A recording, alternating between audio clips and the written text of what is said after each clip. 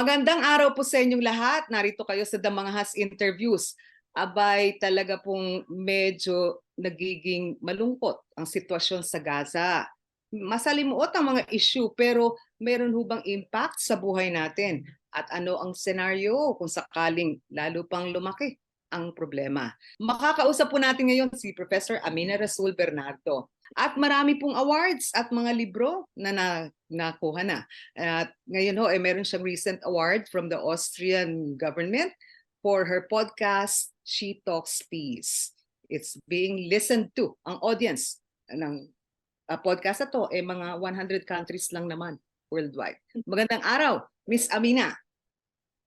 Magandang araw, Ma'am Malu Mangahas. Long time no see po. Oo nga po. Congratulations on your recent awards. One of many under your belt. Ma'am, ikwento nyo nga po sa amin. Meron ba dapat pakialam ang mga Pilipino dito sa Israel-Hamas war? Palagay ko lahat tayo. Kailangang merong investment dito sa nangyayari sa Gaza, no? Kasi alam mo na naman ngayon, maubo ka lang sa China, nagkakaroon na ng flu ang tiga New York. Ganoon ka tied up. Malakas yung link ng global community natin, largely also because of social media. Kaya kung anong nangyayari na karahasan, for instance sa Gaza Strip, immediately naka-TikTok, naka-Instagram, at lahat ay alam kung anong nangyayari. Alam mo, yung kapatid ko, si Attorney Salma Rasul, na nasa conference sa Aceh. That was, I think, mga 10 days ago. At nagkwento siya sa akin na yung taxi driver niya, I think from the airport to the hotel, naiyak dahil doon sa karahasan na nakikita niya sa Gaza against the Muslims. At nung nasa Aceh siya, nakita ni Salma na maraming nangongolekta ng pera sa Aceh. Kahit na hirap din ang Aceh dahil nga na tsunami sila, di ba? Maraming nangongolekta ng pera para ipadala sa Gaza. Sa Muslim Mindanao, ganun din. Kasi nakikita nila kung ano nangyayari doon sa mga citizens na nasa Gaza Strip. Alam mo, Malu, meron akong kaibigan at kapwa peace builders na Palestinian. Ang pangalan niya ay si Lucy Talje. Si Lucy ay isang Christian Palestinian. Okay. Ang bahay niya katabi noong wall na itinayo ng Israel para i-isolate ang Gaza Strip at ang Palestine. At araw-araw nagpapadala si Lucy sa amin ng mga maliliit na video clips para makita namin kung ano talaga yun nangyayari. Kasi isipin mo naman, yung ginawa ng Hamas, talaga namang mali, ano? Na ito lahat naman tayo, pag may nakikita tayong karahasan gaya ng ginawa ng Hamas, talagang kinokondemn natin ito. Because if it's war, even yung international law, merong rules of war. Sa Islam, meron ding rules of war na hindi mo hindi mo ina-affect, hindi mo sinasaktan ang citizens, hindi mo sinasaktan ang matatanda, ang kababaihan. So itong ginawa nila, kahit sa amin, sa mga Muslim, hindi ito nararapat. Okay. So nangyari na yon. Ang Hamas ay isang non-state actor. So ibig sabihin, hindi sila gobyerno ng Palestine. Ang response naman ng Israel, sobra. Okay, Kasi para bagang ano sabi nila, Maluna, para patayin mo yung isang mosquito, gagamit ka ng kanyon. Ganon yung ginawa nila sa Gaza. So lahat ng lahat tayo sa mundo, kailangan yung ganong klaseng oppression, we have to take notice of it and do something. Kaya nga kami, we are supporting na dapat mag-ceasefire. Dapat talaga bumalik sa peace process ang Israel at ang Palestine. At dapat ang Israel bigyan nila ng access for humanitarian purposes. Tapos ngayon pa lang na nagkaroon ng entry ng trucks UN, ng UNICEF at ng iba para magdala ng pagkain, tubig. Alam mo ba yung statistics, yung UN Women kasi nag-post sila ng statistics sa kanilang website. At yung sa website nila, okay, ang Israel, meron silang 1,400 deaths, 4,600 injuries, 200 people taken hostage. Pero yung ginawa naman nilang strike by land, sea, and air against Gaza, 3,700 plus Palestinians ang namatay. More than 5,000 plus po. 12,000. Alam mo? More than 12,000 injured. Tapos 500,000 women and girls ang displaced. So Okay. medyo Alright. more than 1,000 have become widows. Medyo yung parang dati-rate ang Israel parang sila si David. Ngayon Okay. parang sila na si Goliath. So kailangan siguro the West Alright. and our government and other governments of ASEAN use their influence para magkaroon naman ng sanity, no? Balik Okay. sila sa pag-uusap. Miss Amina, ilatag natin ano po, sa panig ng Israel, yung October 7 attack ng Gaza, sabi nila terrorism. Okay?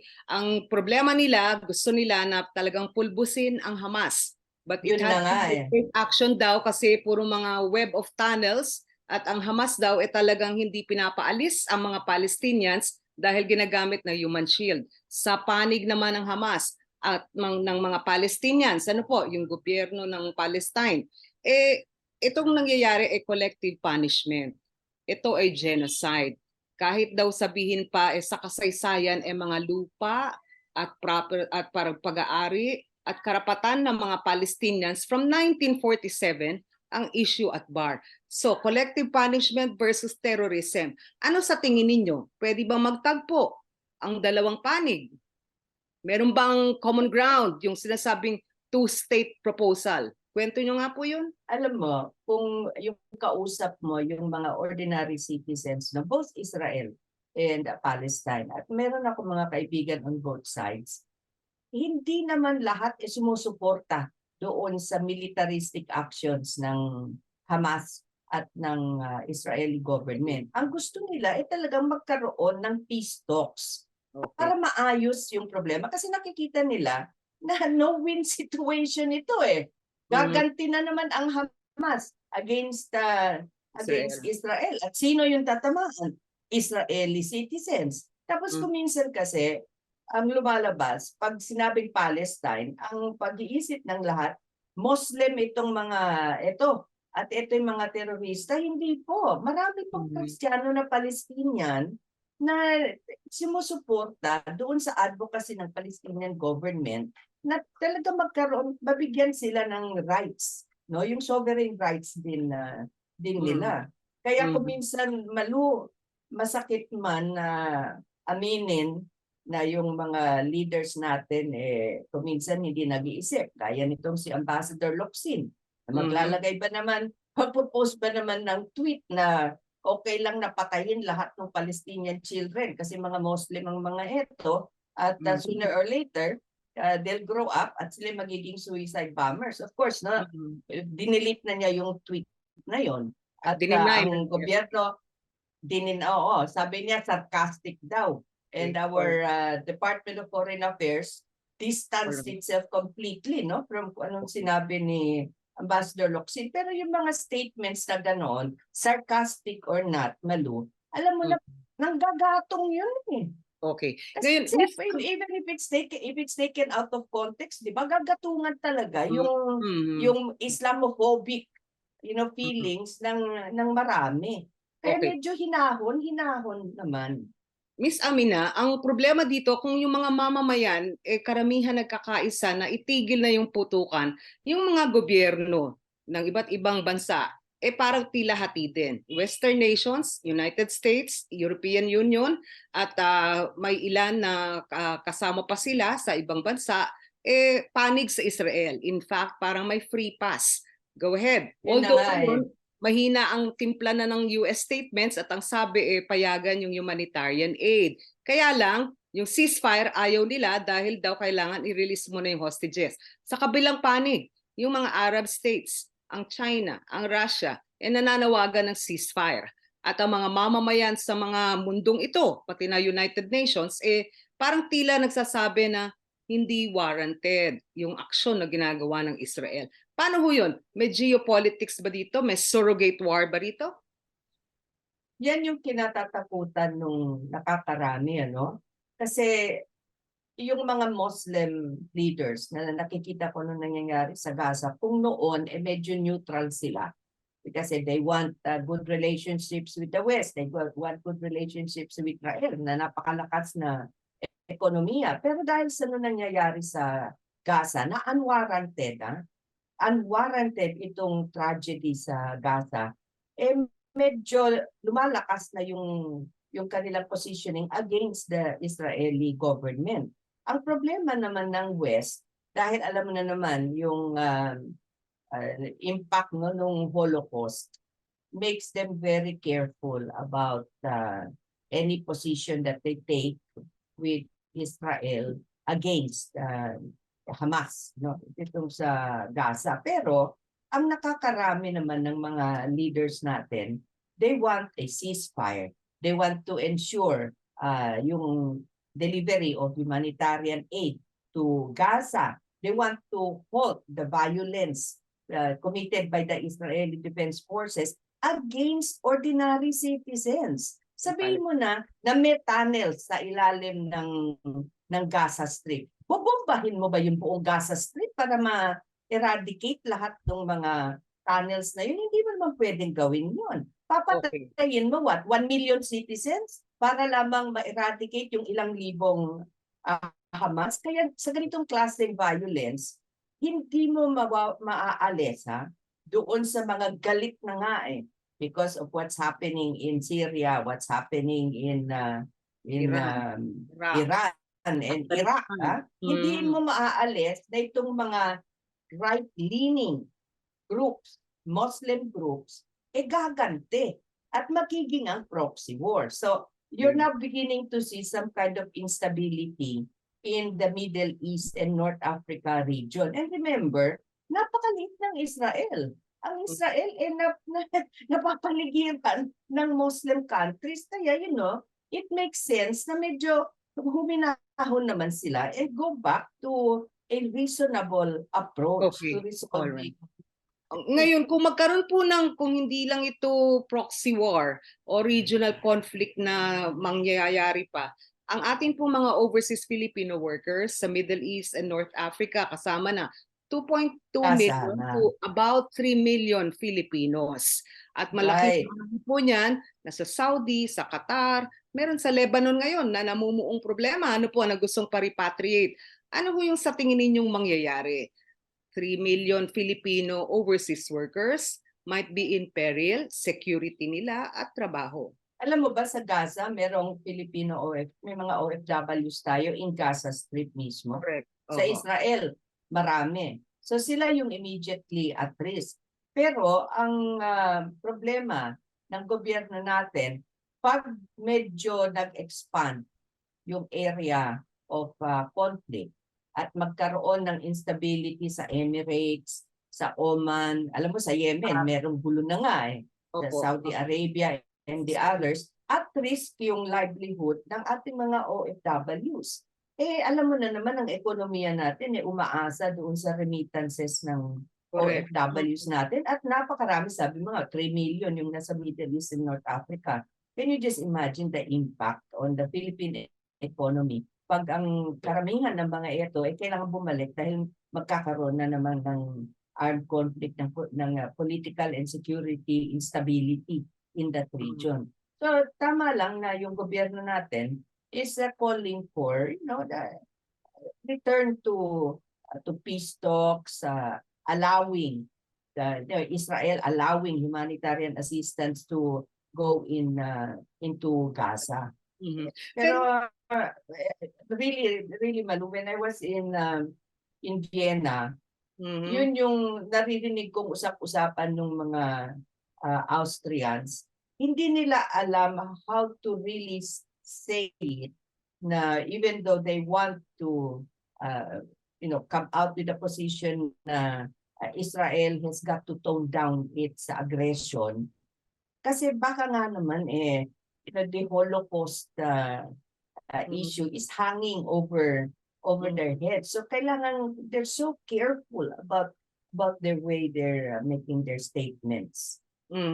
So parang may multo pa ano ho nung mga milyon-milyong Jews na pinatay noong Holocaust. Kaya Oo. nung 1947 nagkaroon po 'di ba ng agreement na Mm-mm. i-develop two states, Palestinian nationalism Yep. versus Zionism.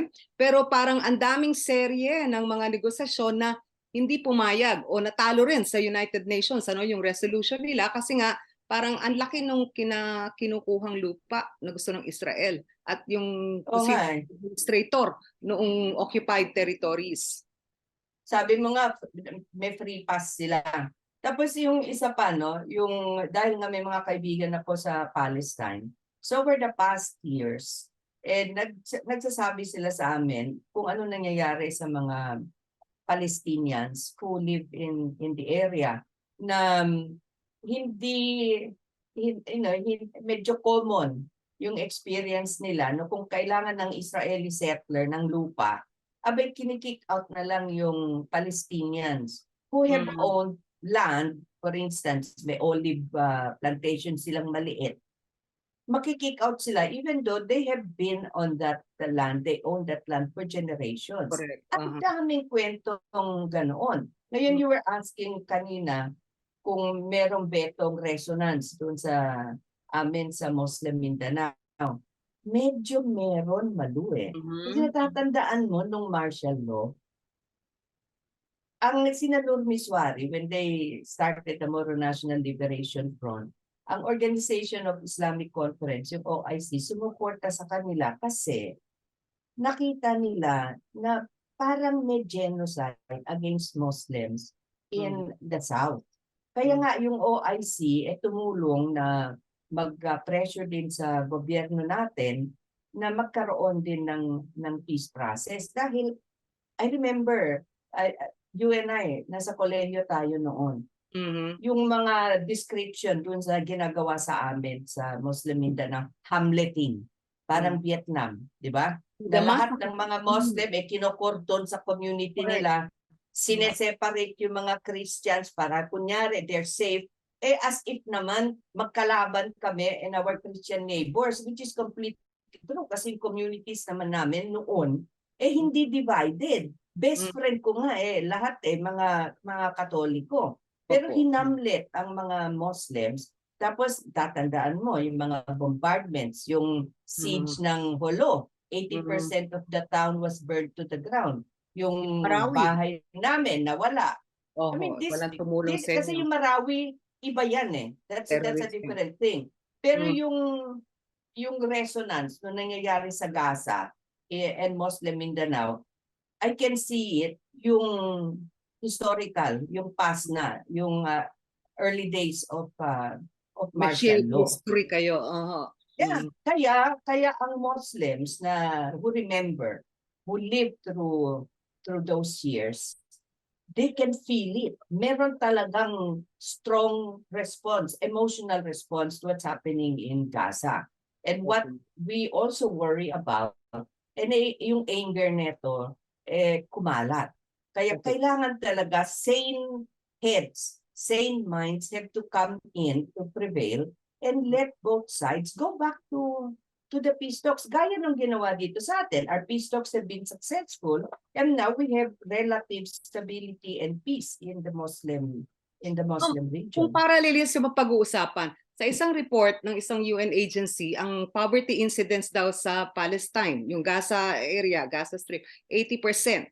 Ang unemployment rate, 45%. Ibig sabihin pa daw, yung 45% na yun, 50% university educated. Pero walang makuha trabaho at mukhang sa aid donations at kung ano-anong tulong sa iba't ibang bansa at multilateral nabubuhay.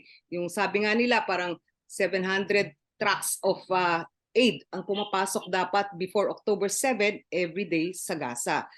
Parang sa Mindanao din po, yung mga Muslim areas, yung nasa BARM ngayon, among the poorest in the country right now. And yet, actually, mga Moro brothers and sisters natin na original na may-ari ng mga lupang yon until dumating yung mga taga Luzon at taga Bisaya. So yung parallelism na yun, na war makes people poorer or parang lalong push to destitution yung minorities. Yeah, because of military action. Okay, talking about parallelism. Before martial law, yung hometown ko, Jolo, sa Sulu, we had more banks than Kamikin. Ang Okay. Philippine Airlines would fly twice a day, Malu, twice a day from Zamboanga to Jolo at nagdadala ng mga turista who Okay. go to our beaches. Mhm. Tapos yung poverty incidents sa amin was not as bad as some other areas in Mindanao. Okay. Yung tinitingnan ko, for instance, statistics, no, access to water. Kasi kung meron kang running water in your house, meron gripo, hindi ka naman poor, di ba? Kung may electricity sa bahay mo, hindi ka naman poor talaga. So, pag tinitingnan mo access to electricity and access to water, before martial law, bago binomba yung mga towns namin, yung Jolo-Sulu had better access to electricity as compared to, would you believe, Ilocos Sur. Wow. Pero after martial law, bottom na po kami. Access to water, we had better access to water than Pampanga. After martial law, wala na. Bottom. So ibig sabihin, bago nagkagera, okay kami. We were not poorest of the poor. After the gera, poorest of the poor at hanggang ngayon, hindi pa kami umaangat. Ngayon, if you look at what's happening in Gaza, ganun din.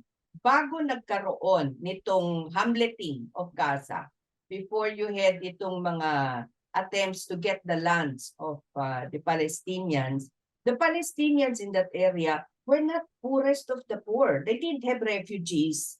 They were relatively okay. They had trade, they had olive groves. So okay sila. Pero ngayon, you cited the statistics, ay talagang sobrang pagkapobre ng mga yan. Tapos you're talking about yung employment. Itong kaibigan ko nga, si Lucy Talje, she's an elected member of the City Council of Bethlehem. Nagkuhan yan. She's an NGO worker also. And she was, several years ago, attending university. But the university was beyond the wall. Alam mo ba, it took her 3 hours every day to go to her university and then 3 hours to go back in yung distance na kung wala yung mga checkpoint at yung talagang harassment ng pagpasok sa Israel. Normally, that would have taken 30 minutes. 3 hours every day. She did that para lang matapos yung kanyang degree. Tapos nagkaroon siya ng aksidente and she had to go to hospital. Again, yung doctor niya was within Israel. It took her again all that much time just to make it through the wall, go to her doctor, and then another 3 hours to go back. So yung employment possibilities ng mga Palestinians within Israel, forget it. Tapos if you're talking about employment possibilities in the Gaza Strip, anong klaseng employment naman na makukuha mo, diba? Ngayon, kung employment pag-uusapan, yung iba po nating OFW, okay, may offer ang ating gobyerno na, sige, repatriation, airlifting sila. Yung iba ayaw umalis. Kasi yung iba may mga pamilya na or had married into citizens of the countries where they are working at may mga anak doon. Paano ho yun? Mahirap po bang sitwasyon? Kasi we're talking about internally displaced people, sa conflict na ganito. Mahirap talagang bumitaw kung ang pamilya, mga anak mo, at yung buhay mo, nabuo na doon sa lugar na yon kahit na nasa conflict area. Ano po yung sitwasyon sa tingin ninyo? Why wouldn't our OFWs want to return home? Kasi ang problema naman daw pag uwi, walang trabaho. Alam mo, kung minsan tayong mga Pilipino, medyo fatalistic eh. Natatandaan ko noong Gulf War. Remember those days, Gulf War? Ang father ko, si Abraham Rasul, he was ambassador to Saudi Arabia at the time. So, bumisita ako minsan, and it was during the Gulf War. Malu, pag nagkakaroon nung bomb attacks, and remember, the fear was may gas warfare. ang Mm. mga magagaling na Pinoy na OFWs natin, instead of staying hidden within their houses, abay umaakyat pa po sa bubong para kumuha ng video.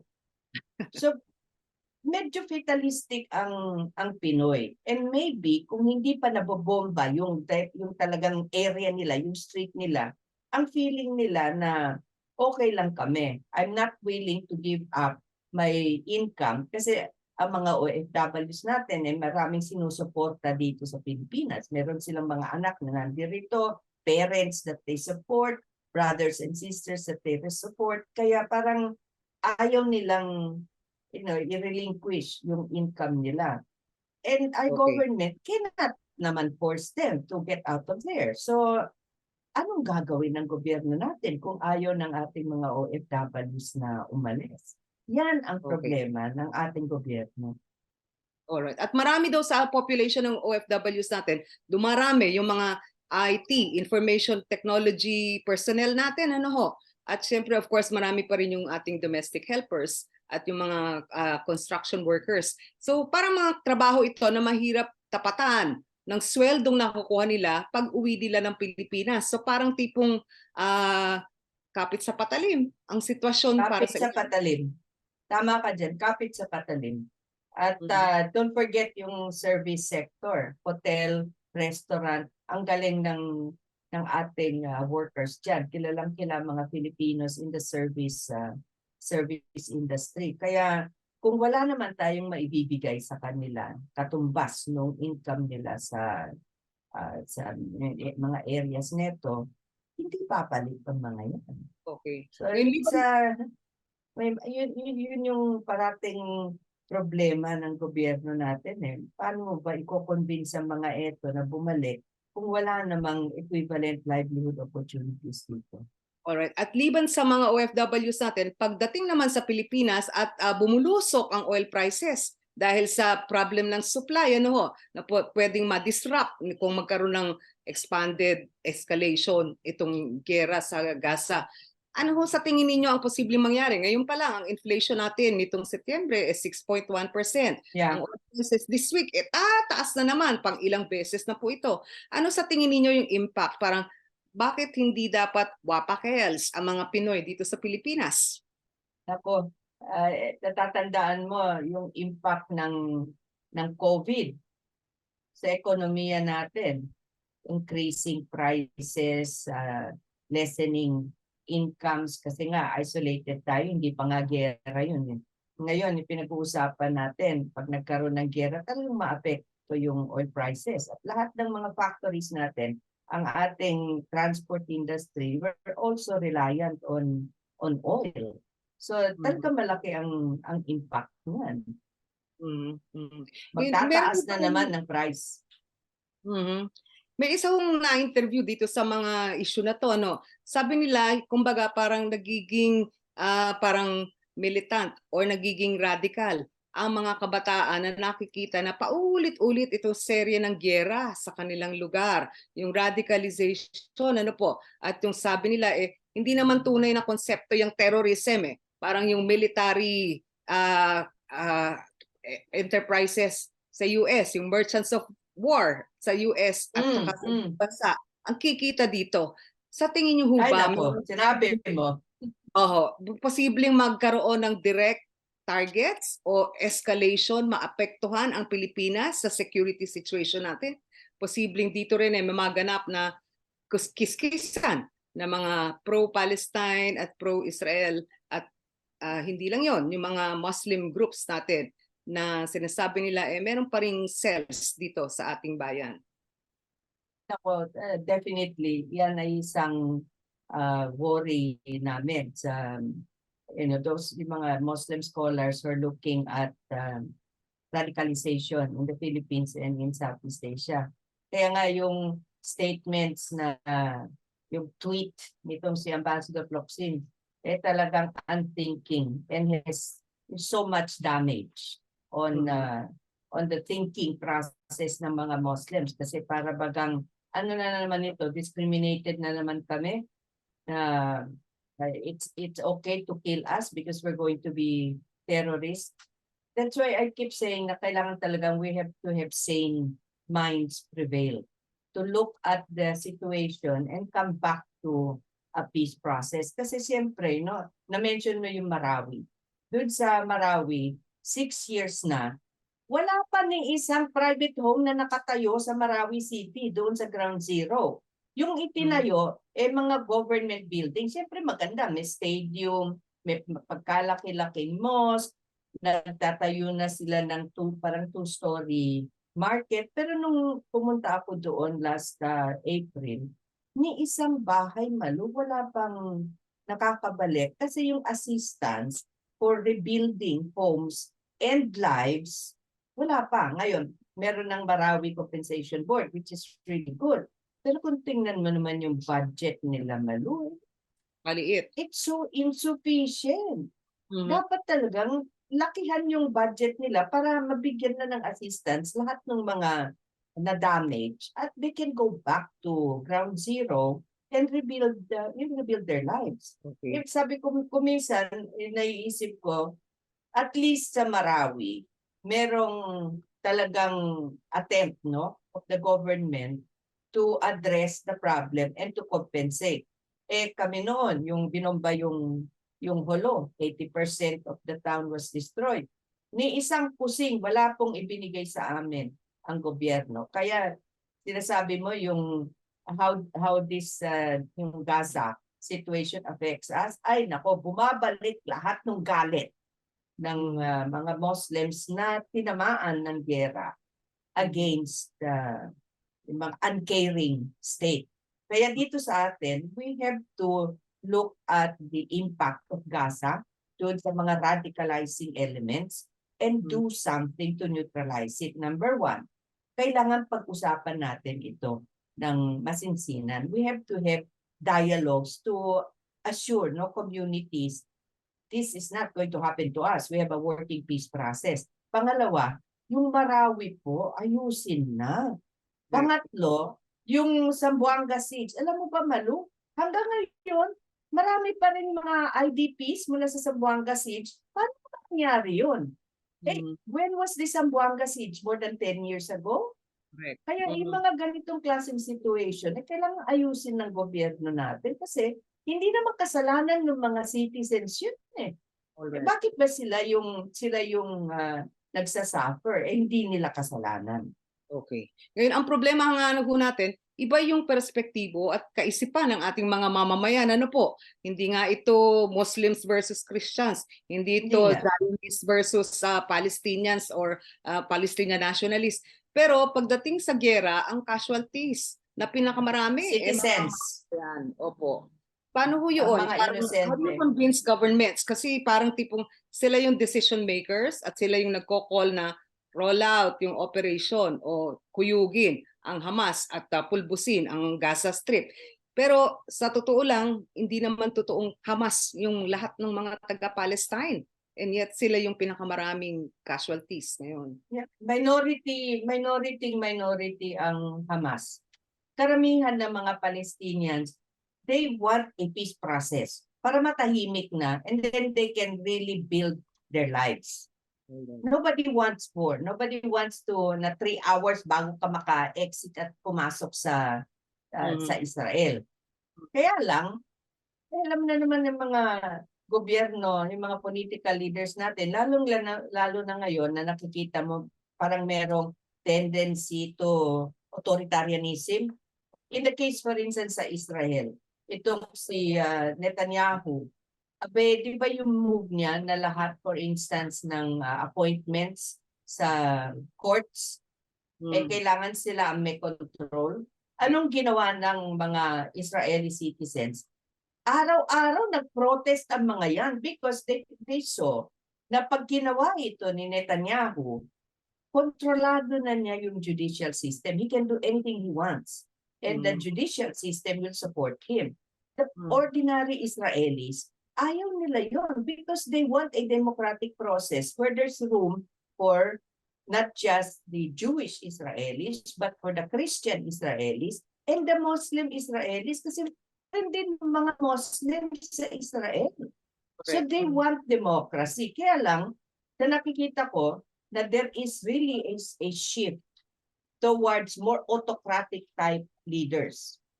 Ay nako, that is very dangerous for us. Kasi pag nagkaroon ng ganong klaseng situation, nako, hindi political, military control na ang mangyayari. Kasi yung mga ordinary citizens, mawawalan na ng boses the way we have in a democratic system. So ang sa amin, kaya nga sa She Talks Peace, we keep calling, or we try to educate our listeners na ordinary citizens really have to understand what's happening in the whole world and to also say something.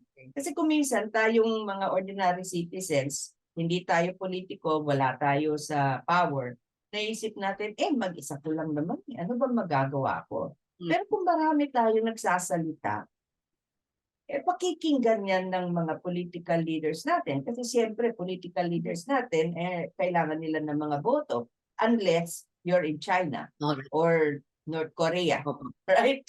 Pero in countries like the Philippines, Singapore, Malaysia, Thailand, an ordinary citizen, pag maraming nagsama-sama, pakikinggan naman yan ng gobyerno nila. Miss Amina, pero merong public opinion poll ang sabi 80% ng mga Israelis blame Netanyahu for acting too late and for failing dun sa October 7 attacks ng Hamas. Ano po? But also, pag binalikan mo yung kasaysayan, sabi niyo aralin natin, there was a time na ang Hamas kaibigan ng Israeli government because they were against yung Palestinian Liberation Organization, yung PLO. Taliban, for a time, may US support. So parang tipong later on, nag-unravel yung kanilang pagkakaibigan, nag-away-away na ngayon. At ngayon, terorista na masasabi. At pagkatapos din daw nung 9/11, yung pagpulbos ng US, ano po, sa Iran, parang tipong mali, walang naging mabuting saysay, yung war begetting war. Yan ang isang ang problema, yung quick answer to controlling a situation is to arm somebody who's in that area and let them do the fighting without thinking what's going to happen to these people after we leave. Okay, classic situation. Noong US were trying to really help the Afghans get rid of the Russians in Afghanistan. Correct. There was a call for Muslim patriots, Muslim mujahideen, mga warriors, to help the Afghans. So maraming na-recruit dito sa Pilipinas who went to Afghanistan and they were welcomed and trained by the Americans, no, to help in the war against Russia. Diyos, nung bumalik yung mga yon, highly trained na, tapos makita nila, sa Basilan for instance, makita nila na, teka, parang similar ito doon sa naiwan namin. Di ba? Kaya nagkaroon ng, yun yung naging start ng what is now the Abu Sayyaf. Those were the leaders who were trained in Afghanistan. Kaya yung repercussion of such political security moves na not looking at the foundations for a just peace, nako, ang labo. Pero ang problema niyan, Malu, yung karamihan ng mga nagsasabi ng ganyan, puro mga kababaihan. Alam mo na naman, ang mga kababaihan, wala masyadong role in politics. Kaya nga itong, which is perfect timing, kasi October 30 is the anniversary of the UN Security Council Resolution 1325, yung foundation ng Women, Peace and Security Agenda. And this says na kailangan you have to have women participate in peace processes, in conflict resolution, post-conflict reconstruction and rehabilitation. Kasi ang dami ng studies na nagsasabi kung ang mga kababaihan ay engaged and involved, yung peace agreements tend to be sustainable. Pero kung walang babae at the table, walang babae sa political decision making, ay nako. Siguro buti kung abutin ng 2-3 taon yung peace agreement bago masira na naman yan. So parang tipo ang hirap po ano kasi parang if you look at history, parang ang daming mga replay ng mga pagkakamali ng dating magkaibigan, naging magkaaway, pero eventually parang we're the citizens who are exacting yung burden ng kanilang away-away at ng giyera nila. Ano sa tingin ninyo, Miss Amina, ang pinaka endgame na mangyayari? Because the Israelis are saying, kahit matapos yung giyera sa Gaza ng Israel, makuyog niya yung Hamas, they will be in trouble pa rin. Kasi pwedeng mag-retaliation, ano po? Either yung ibang mga Arab states or Arab forces like Hezbollah, parang hindi pa rin kapayapaan ang kanilang mararating. Ano sa tingin ninyo ang best endgame? Kung meron man. Kaya nga yung grupo namin, no, I belong to a global network called the Women's Alliance for Security Leadership. At ang karamihan ng miyembro ay galing sa Middle East at North Africa. And we're going to be putting out a statement na calling for a ceasefire. I think that's the most important thing right now, ceasefire. So that means Hamas has to agree, Israeli defense forces has to agree, Palestine, the Palestinian government has to support this. Tapos yung pangalawa, ensure yung humanitarian assistance goes to Gaza. Yung pangatlo, yung violence yung mga settlers against Palestinians, medyo ipreno naman ng Israeli government. So, hindi karapat dapat na yung isang pamilya who have lived on the land for generations and generations, i-kick out mo na lang dahil kailangan magkaroon ng pwesto para sa isang Israeli, Israeli settler. Tapos, ang Palestinian government, they have to pressure Hamas yung sa release ng mga hostages. Kasi yun, di ba? That's really magnet for the anger of all Israelis. They have got to do that. And for the West, to be fair and balanced in their approach to this issue. Tapos, wag yung knee-jerk reaction na pro-Israel ka no matter what. They have got to look for the common ground. And kung ang immediate positioning mo, hahalikan mo si Netanyahu, nasaan na yung common ground doon? Nasaan na yung balance doon, di ba? So, kailangan talagang saner, cooler heads have to come in to work on this problem.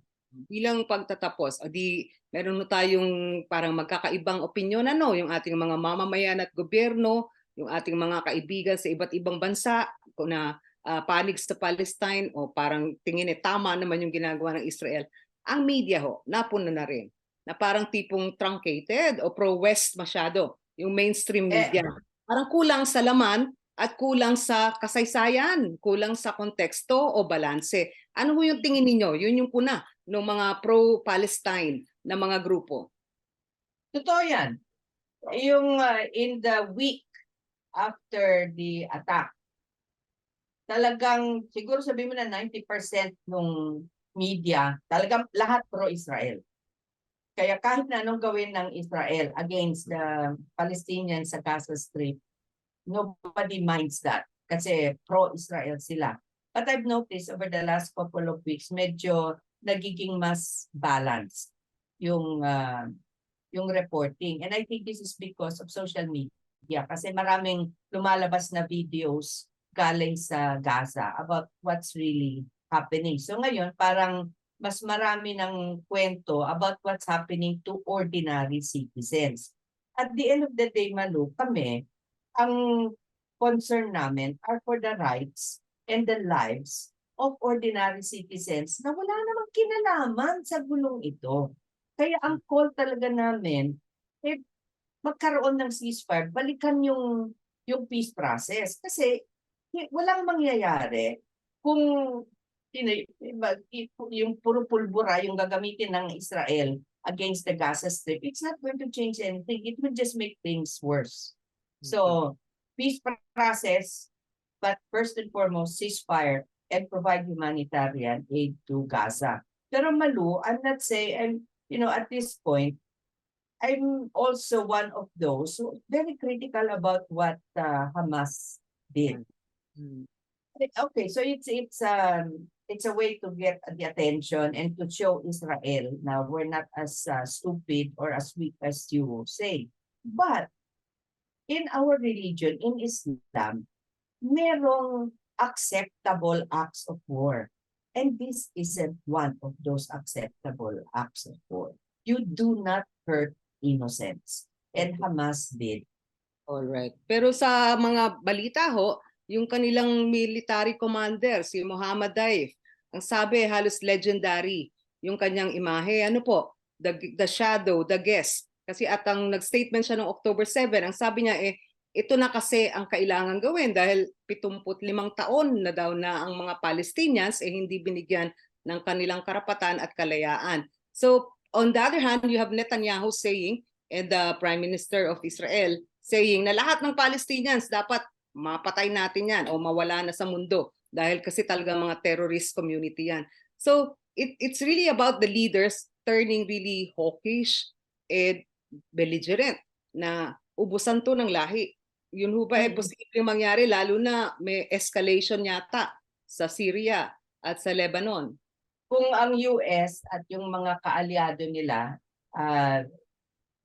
don't influence Netanyahu to tone it down and be more reasonable and find a way to talk to the Palestinian, not Hamas, but the Palestinian government for, yung balikan yung peace process, malamang mangyayari yon.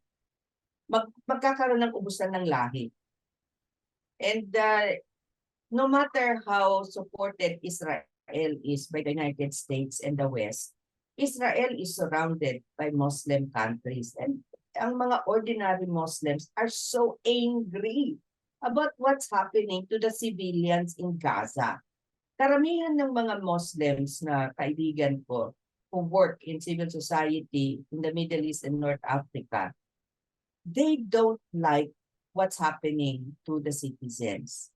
They are not supportive of what Hamas did, number one. Pero what makes them really furious is what's being done to ordinary people, to women and children. Kaya itong sina Netanyahu, kailangan ma-influence ito ni President Biden and the West to be reasonable and look for a common ground.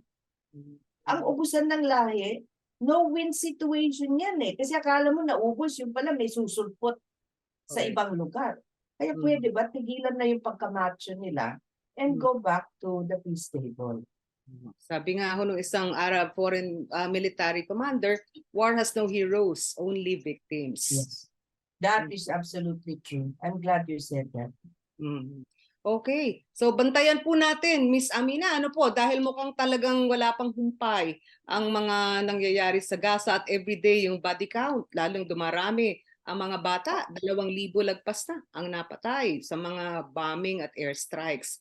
So sana ho magkaroon din ng konting pagsisilip ng kasaysayan, ng konteksto, ng balanse. Mahirap pong intindihin dahil 75 taong kasaysayan yung tataluntunin, ano? Pero mukhang marami hong mga anggulo na dapat pang i-appreciate o alalahanin. Salamat, Miss Amina. Maraming salamat, Ma'am Malu, for taking the time para i-explain ko anong nangyayari sa Gaza.